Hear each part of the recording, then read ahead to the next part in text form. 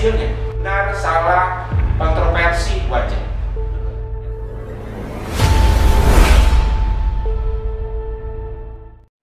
Assalamualaikum warahmatullahi wabarakatuh. Selamat berjumpa lagi di program Meja Miko, penonton Pilar TV Entertainment dimanapun berada. Kali ini saya sudah bersama seorang akademisi yang sangat familiar di masyarakat karena hampir setiap hari dia muncul di media massa, entah itu di koran, entah itu di media online, ataupun dia di elektronik. Karena beliau terkenal sebagai dosen atau akademisi yang kritis terhadap siapa saja yang dianggap memiliki kebijakan yang tidak sesuai ketentuan atau merugikan masyarakat banyak. Biasanya beliau ini selalu bersuara lantang soal-soal seperti itu. Ini sudah bersama saya Bang Yusdianto atau Dr. Yusdianto SHMH. Beliau ini baru setahun ya lulus dari Unpad ya untuk dokternya. Selamat siang Bang Yus. Selamat siang Bung Miko. Sehat? Alhamdulillah sehat. Gimana aktivitas di saat pandemi ini? Aktivitas di saat pandemi Berubah total? Terbatas. Terbatas. Dan sangat besar perubahannya. Yang semula kita bisa berinteraksi langsung karena posisi sebagai pengajar, bisa langsung berhadapan dengan mahasiswa, ada di tengah mereka, berkomunikasi langsung dengan mereka, mendengarkan hal-hal yang di luar dugaan kita, mereka sampaikan, bisa berdiskusi langsung. Ya, bisa berdiskusi langsung. Kemudian yang paling asik kan begini, Bung Miko, kalau dengan mahasiswa ini kan ada 3 hal yang penting untuk kita dengarkan. Mahasiswa ini yang pertama kan posisinya sebagai mata air. Kalau mereka sukses, kalau mereka juara, kalau apalagi kalau mendengar berprestasi, kemudian mendengar mereka sukses di bidangnya, kuliah, diterima kerja, kemudian kita ketemu di saat kita di jalan, di tempat umum atau di tempat yang lain, kemudian mereka menyampaikan, Pak, terima kasih Pak. Itulah Bapak. Kebanggaan seorang dosen. Bahagia sekali, bangga kita sebagai dosen. Kesuksesannya itu di situ ya? Di situ. Itu yang pertama. Kemudian yang kedua, kadang-kadang di luar dugaan kita, dari mahasiswa ini mereka menyampaikan air mata. Setelah mata air jadi air mata. Jadi air mata. Kenapa jadi air mata? Di saat-saat tertentu, nah apalagi di pandemi gini, banyak keluhan yang datang dengan mahasiswa. Generasi mahasiswa ini kan bisa disebut sebagai generasi X atau Z. Nah, X dan Z. Nah, katakanlah begini, banyak masalah yang mereka hadapi, terutama terkait dengan psikologi internal mereka sendiri. Ketika mereka katakanlah di satu saat mereka kita anggap pintar, kita anggap mereka bagus, tiba-tiba mereka bilang, Pak, saya harus cuti dengan alasan orang tua saya sedang bla bla bla. Kemudian yang kedua, sering dengar keluhan itu. Kemudian kalau yang kontrak ini, Bung ya, kosannya kemalingan. Nah, apalagi yang lebih heroik, kalau urusan hati. Nah, ini lebih seru lagi sebetulnya kan. Jadi kita tempat curhat mereka. Ini kita lihat air mata mereka keluar. Ya, keluar. Jadi ada kesusahan yang mereka alami dengan secara gamblang, mereka menceritakan. Dinamikanya dramatis juga jadi dosen. Sangat dramatis. Kenapa? Ya karena itu kita interaksi langsung kepada mereka. Itu di saat sebelum pandemi. Nah, di saat setelah pandemi, ini banyak juga dinamika tentang air mata ini. Seperti misalkan begini. Ketika saat kita mau ujian, tiba-tiba mereka bilang, Pak, nampaknya saya tidak bisa ikut ujian melalui salah satu salah satu media sosial. Mereka sampaikan, kenapa? di kampung saya mati lampu. Atau nggak ada sinyal? Nggak ada sinyal. Bapak bisa nggak tahan 1 jam saja dengan permintaan secara langsung. Padahal gitu. mahasiswa yang lainnya udah nunggu. Padahal mahasiswa yang lain sudah nunggu kan. Itu dilema. Kemudian saya sampaikan ke yang lain. Gimana nih teman-teman yang lain? Ada yang bilang, Pak tunggu aja Pak. Pak, udah Pak. Ini pulsa saya sudah terbatas Pak. Sudah mau habis Pak. Yang satu minta tunggu, yang satu mau habis pulsa. Sudah habis pulsa gitu. Nah, kemudian yang kedua, Pak, tiba-tiba di tempat kami ini jaringannya mati, Pak, kata dia. Waduh. Ada yang bilang, kalau di wilayah pelosok di Lampung ini bilang, Pak, tunggu saya setengah jam, karena saya lagi sedang di atas motor. Tiba-tiba hujan, Pak, kata dia. Saya lagi mau ngejar ini, tower ini, sinyal, Pak. Sinyal. Waduh, saya. Ini di saat pertama pandemi, karena kita gagap. Gagap. Iya, semuanya harus beralih ke virtual beradaptasi itu. dengan virtual. Nah, repotnya juga kita mengajarkan anak-anak itu gimana caranya menggunakan aplikasi kan. Coba. Ini masih tahap awal. Tahap awal. Dan ini levelnya sudah mahasiswa. Kebayangkan Bung kalau anak SMA yang melakukan itu. Nah. Atau sekali yang anak SD coba. Sekarang anak SD. Waduh. Disitulah orang tua banyak mengeluh. Iya, banyak mengeluh kan. Nah, itu dinamika. Nah, tadi tentang air mata. Nah, artinya dari air mata itu kita mampu mencerna dan kita harus memberikan solusi. Benar. Tidak hanya mendengar, kita memberikan solusi. Solusi terkait dengan mengatasi problem internal. Nah, dengan mendengarkan, dengan memberikan nasihat, sampai memberikan solusi untuk menyelesaikan masalah jangka pendek. Misalkan udah ditagih kontrakannya. Nah, gimana solusi jangka pendeknya? Ya, minimal kantong sendiri, Bung, yang keluar. Berarti kalau dosen itu kuliah aslinya cuma 2 SKS, tapi dinamika di luar itunya yang banyak SKS sebenarnya. Tapi apa namanya dinamika seperti itu ngejalanin. Belum selesai, Bung. Satu lagi ya, baru 2. Baru 2, satu lagi. Nah, poin yang ketiga itu mahasiswa itu ternyata bisa jadi mata-mata kita. Mata-mata dalam artian perkembangan yang terjadi di lingkungannya. Mahasiswa ini kan di depan itu baik, di belakang belum tentu baik. Benar-benar. Nah, jadi mereka bisa menceritakan, Pak si Anu. Bisa jadi saling lapor. Bisa jadi ini asiknya. Jadi kita bisa saling meng-cross check kan antara satu dengan yang lain. Tapi jangan juga kita menjadi pemecah belah kan gitu.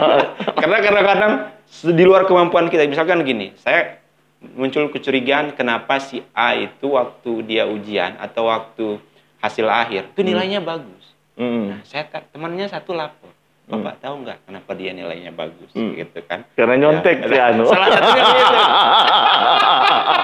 Berarti mata air mata dan mata-mata. Mata-mata. Lalu kemudian yang lebih penting lagi itu cerita senang-senangnya. Tapi yang lebih penting jadi mata-mata ini terkait dengan pergerakan yang ada di mahasiswa. Misalkan adanya gerakan teroris. Oh gitu ya. Mahasiswa akan menjadi sasaran teroris. Ya, karena mahasiswa kan menjadi sasaran utama. Karena mereka yang kemudian cukup lemah dan mereka kan ibarat sebuah cangkir. Apapun yang dituangkan masih ditampung di situ mereka semua. Tampung semua. Benar-benar. Nah ini kadang-kadang adanya paham-paham yang radikal, ada paham-paham yang tentang keagamaan, paham-paham yang membuat mereka itu berontak, melawan. Nah ini bisa terpengaruh dengan cepat mereka. Dan mereka bisa cerita dengan kita. Lalu kemudian pengaruh perilaku generasi X dan Y. Ini kan sudah di luar batas kemampuan kita untuk melihat. Kita lihat misalkan anak kita atau misalkan kita lihat mahasiswa kita ini bagus. Belum tentu dia bagus. Nah, atau misalkan begini, terkait dengan pengaruh teknologi. Pengaruh teknologi ini bisa membuat, apalagi sekarang kan ada istilah mabar. Main bareng. Main bareng. Nah, atau makan bareng, atau minum bareng. Mabar ini kan di generasi kita kan nggak ada istilah mabar. Ini tiba-tiba ada istilah mabar. Nah, kemudian cerita. Karena suatu saat kan saya lihat, kok kenapa kemarin anak ini berprestasi sekarang? Enggak. Jadi anjlok. Jadi anjlok. Nah, rupanya temannya sendiri cerita. Kenapa Pak? Salah satunya karena faktornya dia mabar Pak. Main game terus, begadang terus. Ya. Tapi ada juga yang berprestasi, soalnya begini. Apa kunci kamu berprestasi? Ada Pak kuncinya satu. Apa? Saya bilang. Mabar juga. Mabar juga saya bilang. Waduh, saya bilang. Berarti ada juga posisi positif. Ada posisi positif gitu. Nah, artinya kan mata-mata dalam arti kita bisa melihat, memetakan dan kita menginput informasi dari mahasiswa ini yang semula kita nggak tahu, kita menjadi tahu. Jadi bisa nyarikan solusinya. Bisa memberikan solusi. Dan memang problem yang paling besar itu adalah problem internal mereka ketika berhadapan dengan problem ekonomi. Ini yang paling sangat sulit. Nah, apalagi kadang mereka gini juga, situasi keamanan juga ikut serta. Katakanlah mereka kehilangan kendaraan. Ini apalagi kan iklim kriminal kan cukup tinggi. Ya. Sudah itu mereka. Yang paling seru itu kalau problem kehilangan hati aja. Ini yang paling kerok kita. Gimana cara mengatasinya? Tempat curhatnya panjang kalau ada soal itu. Kita sudah mau pulang, dia masih seru kan. Berarti jadi dosen itu nggak cukup hanya menyampaikan mata pelajaran ke mata kuliah aja. Berarti harus ada dinamika. Makanya sebetulnya kalau pandemi ini tetap terus berlangsung, Bung ya, dan ini seluruh pendengar pendengar TV Pilar ya, kita juga harus menyampaikan pesan bahwa pandemi ini harus segera selesai. Hal yang paling terdampak itu adalah urusan pendidikan. Saya nggak bisa membayangkan hasil pandemi ini 5 tahun ke depan atau 10 tahun ke depan. Terjadi dunia pendidikan. Kemerosotan dunia pendidikan yang paling besar. Pertama adalah pendidikan moral. Pendidikan ini kan bukan hanya pendidikan pengetahuan, tapi moral, etika, attitude, sopan santun dan seterusnya ini penting. Jadi saya selalu sampaikan, pendidikan ini kan perlu mendapatkan sentuhan. Ternyata ini paling efektif dilihat dari posturnya, dilihat dari gagasannya, dilihat dari kemampuannya. Ini penting. Dan ini harus langsung tatap muka seperti ini. Nggak bisa secara virtual. Nggak bisa kalau secara virtual ini. Ini virtual ini ada juga ininya, Bung. Kelemahannya. Bukan kelemahannya, asiknya, Bung. Virtualnya gini. Kita semangat nih menyampaikan. Rupa-rupanya mereka mendengarkan sambil mereka tidur, kan? Atau memang mereka efektifnya cuma 5 menit. 5 menit. Setelah itu dimatiin kamera. Dimatiin kamera. Jadi saya kadang-kadang curiga ini. Saya satu kuliah itu, Bung ya. Itu ada 50 sampai 90 orang per satu kelas. Saya ini curiga kenapa di kelas saya ini semua aktif masuk, kok yang aktif kamera cuma 5 orang. Ini kemana kan? Tinggal tidur. Jangan tinggal tidur atau setelah kita panggil nggak ini, terus kemudian dia bilang, izin Pak, tadi saya ketiduran Pak. Emang dikiranya yang ngomong ini seperti radio Cawang, pikir saya. Radio rusak. Radio rusak. Lalu saya bilang, jangan-jangan mereka ini bilang, Bapak ini ngomong apa? Cerita aja Bapak ini kan. Nah jadi itu yang kadang-kadang membuat kita itu asik lah beradaptasi dengan perkuliahan yang semula di luar dari kebiasaan sekarang kita, dan ini nggak ada, Bung, di pelajaran secara belajar virtual. Jadi semua memang baru semua beradaptasi semua mencari format style mereka itu macam-macam. Tapi kalau sekarang udah lumayan terbiasa kan. Cuman kalau kita yang muda cepat. Bung, menerima perubahan. Bener. Kalau yang dosen-dosen yang senior ini yang sudah berumur 60 tahun itu repot lagi tuh. Waduh, repot lagi kita. Dia terbiasa nulis di whiteboard lagi kan, gimana itu dia kalau virtual mau nulis di whiteboard nerangin kan. Oke Bang Yus, namanya? Bang Yus kan dikenal sebagai akademisi yang kritis lah oleh publik kan, berbagai kebijakan pemerintah yang dianggap nggak sesuai dengan ketentuannya, selalu Bang Yus kritiki dengan keras. Bahkan itu hampir semua media kayaknya setiap hari itu ada aja yang memuat Bang Yus dengan berbagai pemikiran Bang Yus. Itu memang ini Bang Yus memang jiwanya seperti itu atau memang ada dorongan lain dari sikap itu? Sebetulnya tidak juga, Bung. Kita belajar dari diri kita sendiri dan belajar dari tahapan-tahapan perubahan dan pergeseran bangsa dan negara dan pemerintahan baik di pusat dan daerah. Saya melihat begini, dalam konteks demokrasi. Demokrasi ini kan kalau dalam hukum tata negara itu salah satunya adalah memilih dan dipilih. Memilih dan dipilih. Kita itu melihat beberapa karakter tipikal masing-masing pejabat. Nah, dalam hal mengambil keputusan. Nah, dan saya komparasikan, saya bandingkan dengan saya mengajar. Ini subjek dan objeknya mahasiswa. Mahasiswa ini sudah diomongin aja secara lemah lembut, bandel gitu loh. Sudah kita keras ngomongnya, masih aja bandel. Ya. Atau masih aja ngerengkel.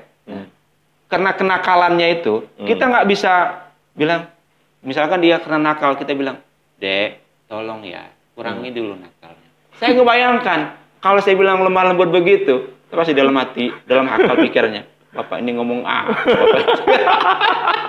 Itulah perlu gas tadi itu. Maka saya perlu gas itu. Karena gini, beberapa pendidikan soft skill yang saya lihat, kalau kita ngomongnya lemah lembut, ya, apalagi dengan situasi daerah kita yang cukup panas dan topografi, geografi masyarakat kita yang keras, gitu ya. Kalau kita ngomong lembut itu masuk telinga kiri, keluar telinga kanan. Kadang-kadang masuk mulut, keluar di hidung. Udah berbusa-busa kita ngomong, kan nggak dengerin juga. Jadi anak itu, jadi sekali gini, kita ketika terjadi air mata itu tadi, kita kasih nasihat begini. Nah, ketemu solusinya. Oke Pak, bulan depan dia ceritanya begitu lagi coba. Saya bilang kamu sudah tertimpa tangga, kemudian ditimpuk batu juga. Nah, kemudian nggak berubah. Nah, atau memang ada mahasiswa yang kita bilang, kamu kalau ujian jangan nyontek, karena nyontek itu perbuatan yang dilarang. Hari ini saya maafkan. Nggak taunya nyontek lagi besok coba enggak. Ya. Padahal udah di warning. Padahal kita kasih tahu kan, jangan nyontek.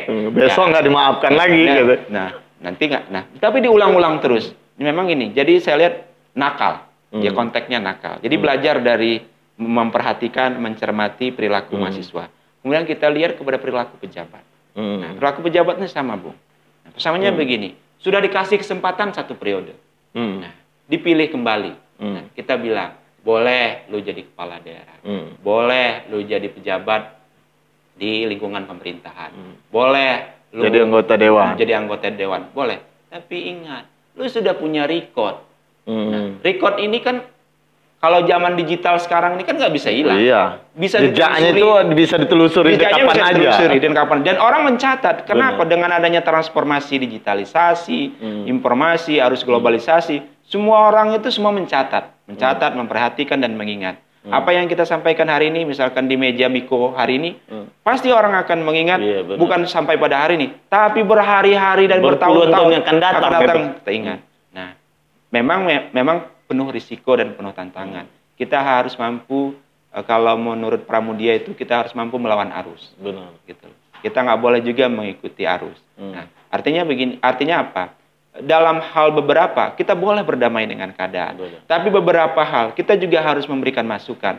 Tapi memang untuk memaksa, menyampaikan pesan. Kenapa pesan ini nggak bisa simple, nggak bisa lemah lembut, nggak bisa mendayu-dayu, harus tegas, jelas dan simple. Karena apalagi yang kita sekarang, kritik ini kekuasaan. Karena yang kita kritik kekuasaan. Dia bisa berbuat apa aja kan? Iya, dia bisa melakukan apa saja, bisa berbuat apa saja dan bertindak kapan saja. Iya, benar. Ini yang kita kita sebagai kontrol juga harus kuat untuk itu. Iya, makanya saya menyampaikan bahwa kita sebagai akademisi, selain akademisi, sebagai generasi, karena ini kan kita ini generasi jarak, Bung. Saya sama Bung Miko ini sama. Generasi jarak antara generasi di bawah dengan generasi yang di atas. tua. Kita ini generasi penyambung. Perantaranya. Karena kita generasi perantara, kita ini harus jadi simbol. Benar. Simbol dari teman-teman yang di bawah. Dan kita juga harus menjadi pengingat pada generasi yang tua. Kadang-kadang kan yang tua ini kan karena otaknya sudah payah mikir, males gitu. Maka kita harus stimulan kan. Dan dia udah nyaman, jadi males berubah. Ya, males berubah.